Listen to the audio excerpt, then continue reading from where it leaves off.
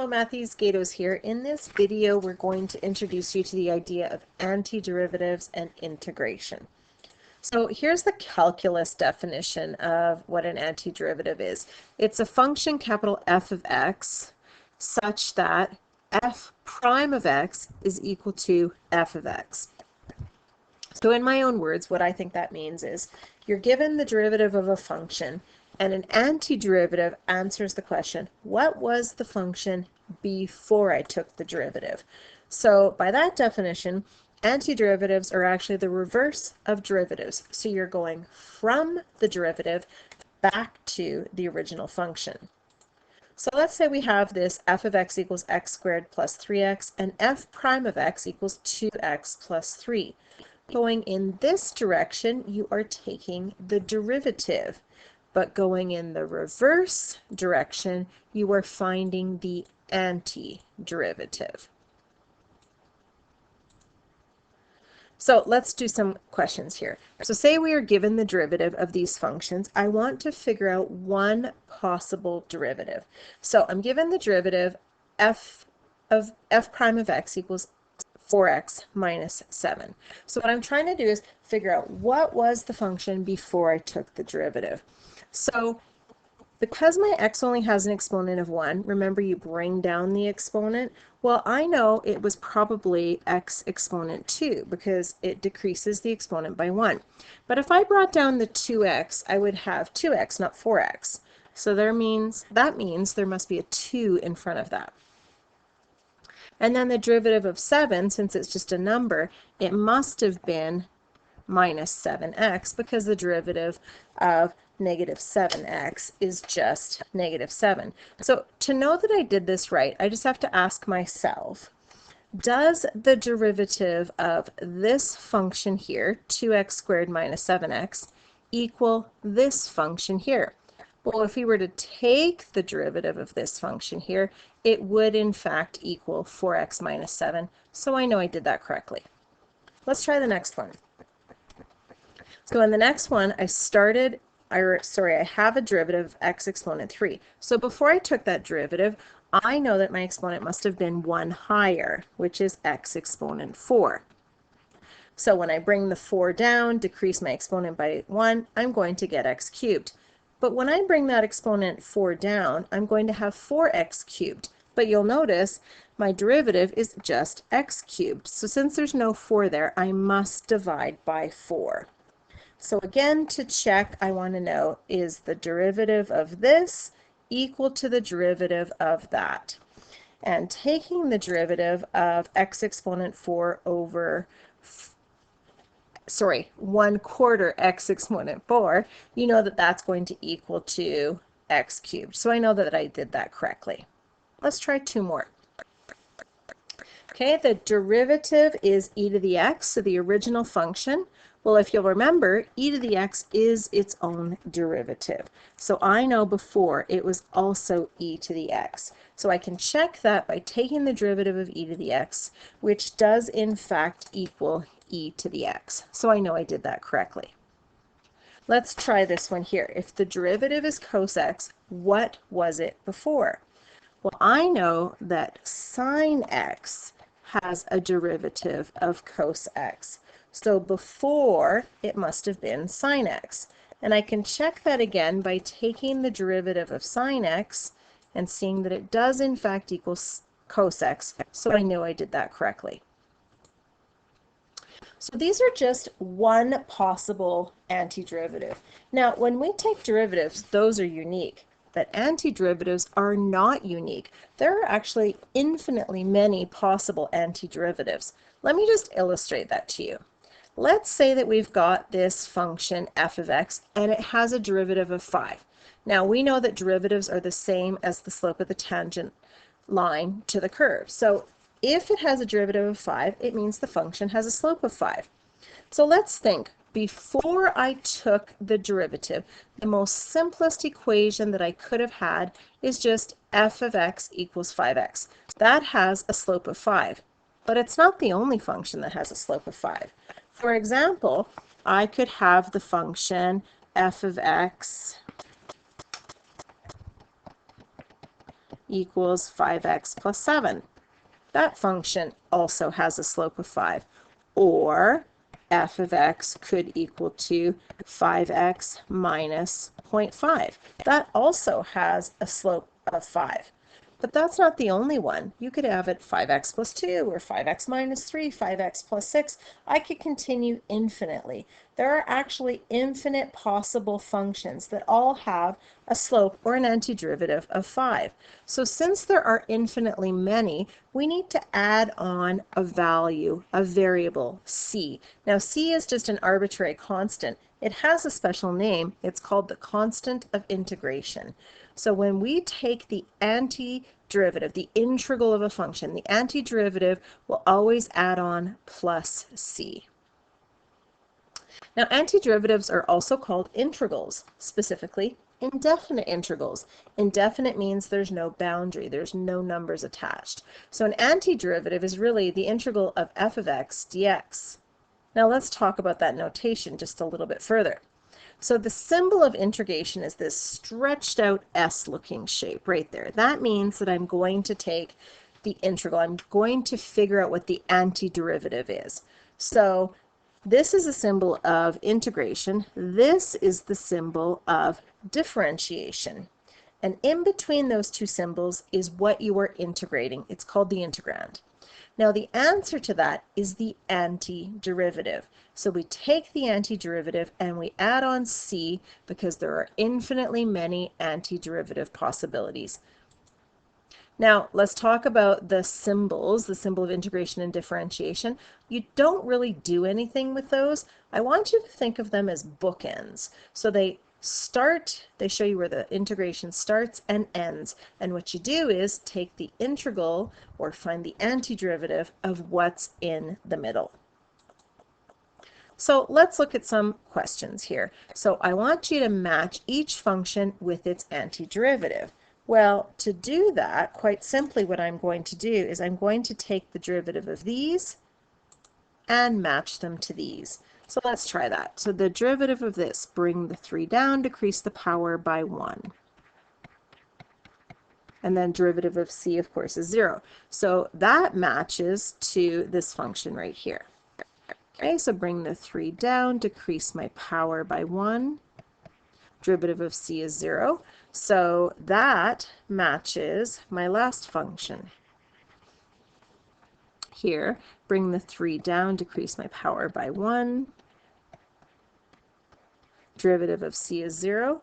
So that matches my first function. So by process of elimination, I know this one's d, but let's just check. Bring the 4 down, decrease it by 1, plus 6x squared minus 2x. Yes, that in fact works. Okay, let's match each integral to its antiderivative for x greater than 3. So again, what I'm going to do is I'm going to take the derivative of these ones right here for the antiderivatives and see if they match these ones here.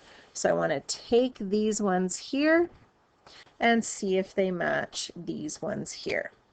Okay, so let's start by taking the derivative of all the antiderivatives. So the antiderivative, or sorry, the derivative of ln of anything is 1 over the argument, and then you multiply it by the derivative of the inside, which is just 2. So 2x minus 6, I can actually factor out a 2 is x minus 3. So those 2's cancel, and I'm left with 1 over x minus 3. So that matches to this one here. Okay, similarly here, I'm going to do 1 over my argument, and I'll factor out a 2, multiplied by the derivative of the argument, which would be 6x squared. So 6 divided by 2 is actually 3, so I'm left with 3x squared in the numerator, and x cubed minus 3 in the denominator, so that matches with this one here. Okay, similarly here, 1 over 2x multiplied by the derivative of the argument, that's just 1 over x. And this one here must be h, but let's verify that. This is 1 over, and I'm just going to factor out that 3, x squared minus 2. and then multiply that by the derivative of the argument, which is 2x. And yes, that in fact matches. So, oh, sorry, no, the derivative of the argument is not 2x. The derivative of the argument is actually 6x. And 6x divided by 3 is how I get 2x. So it does in fact match. Okay, one more here. So these ones here with trig functions. So I have antiderivatives and integrals. So I want to take the derivative of these ones here and see if they match the derivative of these. Okay. So over here, I'm going to do, sorry, that's going to be backwards actually. I have these backwards. Let's switch those around. We're taking the derivative of the antiderivative and matching it with the integral. Let's try that again. Okay, so -6 cos of that. So I'm going to have -6 times the derivative of cosine is sine 3x plus 4, and then the derivative of the inside, which is 3. So I'm going to have -18 sine of 3x plus 4. So that is going to match to, where is it? -18 sine of 3x, oh, right there, L. Okay, let's try this one here. So I'm going to have 6 times the derivative of cosine, and the derivative of cosine, oh, I'm actually seeing that I made a mistake in that last one. Let's back up the bus here. Okay, so -6 times the derivative of cosine. Cosine is a C function, so it's negative sine 3x plus 4, all times by the derivative of the inside. So two negatives actually make a positive, so I made a mistake there. That should be 18 sine, yes, 18 sine this one right here. Okay, so this one here is 6 times the derivative of cosine. Cosine's a C function, is negative sine 3x plus 1, and then the derivative of the inside is 3. So that's going to be -18 sine of 3x plus 1. So that'll be this one here for J. Okay, 6 times derivative of sine is cosine, 3x plus 4, and then multiply by the derivative of the inside, which is 3. So 6 times 3 is 18 cosine of 3x plus 4, so it should be this one here. So by process of elimination, that'll be k, but let's just double check. So I have -6 times derivative of sine is cosine, and then the derivative of the inside is 3x. So that is in fact -18 times cos of 3x plus 1. So I did that one correctly as well. Okay, so what I want to do is start developing a table or some rules for derivatives and their antiderivatives. So if I have the derivative of c, where c is just a number, well, the derivative of any number is 0. So that's going to mean that the derivative of a number is 0, then the integral or the antiderivative of 0 is just going to be my c value. Over here, if I take the derivative of k times x, where k is any number, that's just going to be the number in front of x, which is k. So that'll tell me that the integral or the antiderivative of k is just going to be kx plus c. Okay, now let's look at this. The derivative of this is the power rule. So to take the power rule, I bring my exponent down and I multiply it by the original base to the n minus 1. Now, if that's the derivative of a power rule, the antiderivative of a power rule goes backwards. So we're going to actually add 1 to the exponent, and instead of multiplying, we are actually going to divide. So it's going to look like this. X to the n plus 1 over n plus 1, all plus c. So what I want to do now is I want to use this idea and do some questions involving the antiderivative of the power rule. So let's start here. if I have that f of x is equal to 1, then I want to know what the antiderivative was. So what function has that as a derivative? And that would just be x plus c. So increase my exponent by 1, divide by the new result. Okay, so this is an exponent of 1. So increase it by 1 is x squared. Divide by my new exponent plus c. Okay, over here, x exponent 2. So the antiderivative would be increase it by 1, divide by the new exponent. If I do for 3, I increase by 1, divide by the new exponent plus c. Now let's keep going on that. If I have negative 3, so I increase my exponent by 1, divide by the result plus c. For x exponent negative 2, I increase my exponent by 1, divide by the new exponent plus c. And for the last one, I increase my exponent by 1 and divide by the new exponent plus c. Now that is a problem. You can't divide by divide by 0. So I'm going to rewrite this like this. So 1 over x, where x cannot equal 0. So think about it. What function, when I take the derivative of it, will it equal to 1 over x?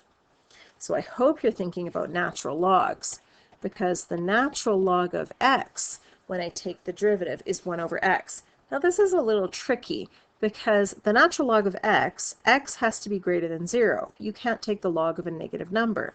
And here, x cannot equal 0. Well, really, we have to have our domains that match. So since we want to just match by saying that x cannot equal to 0, and we know you can't take the log of a negative number, instead of using ln x, let's use ln absolute value of x and add on our c, and then that works nicely. Okay, let's try some trig functions. So the derivative of sine. The derivative of sine is cosine. The derivative of cosine is negative sine. And the derivative of tangent is secant squared x. So if those are what the derivatives are, let's look at the integrals. So since the derivative of sine is cosine, the integral of cosine is sine x plus c. If the derivative of cos is negative sine, then the integral of sine is actually equal to negative cos x plus c. So because there's no negative here, we have to multiply the cos x by negative 1. If the derivative of tan is secant squared, then the integral of secant squared is just tan x plus c. Okay, continuing on here. So the derivative of cosecant is actually negative. So we'll start that with a negative. C functions all have negative derivatives. So that's negative cosecant x cotan x. The derivative of secant x, remember that's my summertime derivative, so I sec a tan. And the derivative of cotan is cosecant squared x, but because it's a c function, it is negative. So let's do our corresponding integrals. So the integral of cosecant cotan would just be cosecant, but it will be negative. The derivative of secant tan will be secant x plus c, and the derivative of cosecant squared will be cotan, but it will be negative as well. Okay, let's do some inverse trig functions. So the derivative of sine inverse x is 1 over the square root of 1 minus x squared. Now that's the same thing for cosine, except remember those c functions are always negative, so it's just a negative 1 over the root of 1 minus x squared. And the derivative of tan inverse is just 1 over 1 plus x squared. So looking at the antiderivative, or the integral of 1 over 1 minus x squared is sine inverse of x. I would star these ones because these ones here, you don't always think of these ones popping up, but they actually pop up quite often. The integral of negative 1 over 1 minus x squared is cos inverse of x plus c, and the integral of 1 over x squared dx is just tan inverse of x plus c. Okay, let's finish off with these ones here. So the derivative of e to the x is just e to the x. It is its own derivative. The derivative of b to the x is b to the x times ln b. So natural log of the base. And the derivative of ln x, we already talked about that. That's 1 over x. So doing the integrals. The integral of e to the x dx is just e to the x plus c. The derivative of b to the x is b to the x, but instead of multiplying by ln b, I'm going to divide by ln b plus c. And the integral of 1 over x dx, again, as we saw before, is natural log of absolute value of x plus c to keep the domains the same. Okay, so let's do some questions putting some of these rules into play. So for this one here, I'm going to do the integral of each individual piece just like I can do with derivatives. So what I'm going to do is I'm going to do the integral of 4x cubed dx plus the integral of 3x dx minus the integral of x to the 1/2 dx plus the integral of, I'm just going to write that as x to the negative 4. So when I take the integral, I can do it all in one step, but I really want you to process that you are actually taking the integral of each part.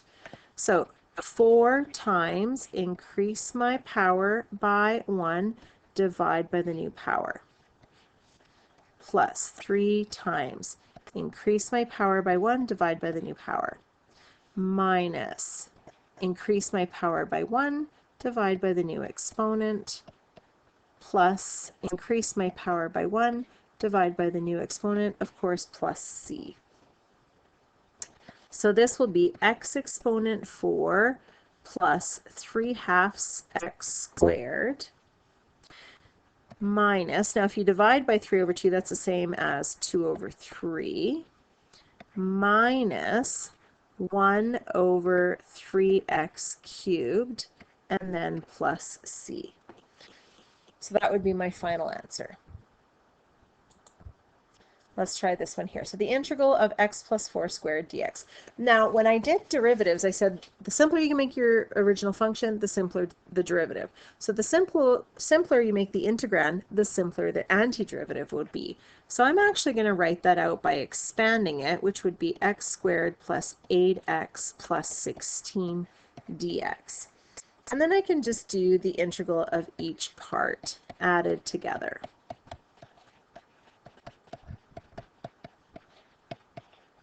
Like that. Okay, so doing this one here, I'm going to increase my power by 1, divide by the result. Increase my power by 1, divide by the same result, plus 16x plus c. So the only thing I have to simplify is just that 8 over 2 is 4. So I can have x cubed over 3 plus 4x squared plus 16x plus c would be my final answer. Okay, over here, same thing. So we're going to expand this, x squared plus 5 cubed. So you could expand it by multiplying it by it 3 times. I'm just going to apply the binomial theorem. And if you need to review the binomial theorem, I do have a math video in my 30-1 pre-calculus section reviewing binomial theorem. So since it's raised to the exponent of 3, I am going to write out the 4th row of Pascal's triangle. So first row, second row, third row, and this will be the 4th row. So this is the 4th row that I'll be looking at. So I'm going to expand this using my coefficients of 1, 3, 3, and 1. And then I'm going to take my first term, x squared, multiplied by my second term, 5. So first term x squared multiplied by second term 5. First term x squared multiplied by second term 5. And then I'll fill in my exponents. So I start with my first term at my exponent on the outside and decrease my powers by 1 until I get 0. And then I do the reverse for my second term, starting at 0, increasing by 1. Okay, so this will be the integral of x exponent 6 plus 3 times 5 is 15, x exponent 4, plus 3 times 5 squared, which is 25, is 75, x squared, plus 5 exponent 3 is just 125, dx. And look at how much easier that was just by simplifying it. So let's take the antiderivative, or the integral of each part. So you know that we're really doing at each part the integral of x exponent 6 dx plus the integral of 15x exponent 4 dx, and so on. So I'm just going to increase my power by 1, divide by the result. Increase by 1, divide by the new exponent. And I just keep doing this all the way through, adding on my c. And then I just have to simplify. So I have x exponent 7 over 7 plus 15 divided by 5 is 3. 75 divided by 3 is 25. And that would be my final answer. Okay, and this one here, I'm going to do the integral of 3 root x dx. So the first thing I'm going to do is write the 3 out front, so I can take that out just like I could with limits. And I'll write that as x to the 1/2. And then you see I just increase my power by 1, divide by my new power, plus c. So this will be really 3 times 2/3 times x to the 3/2 plus c, which will just end up being 2x to the 3/2 plus c.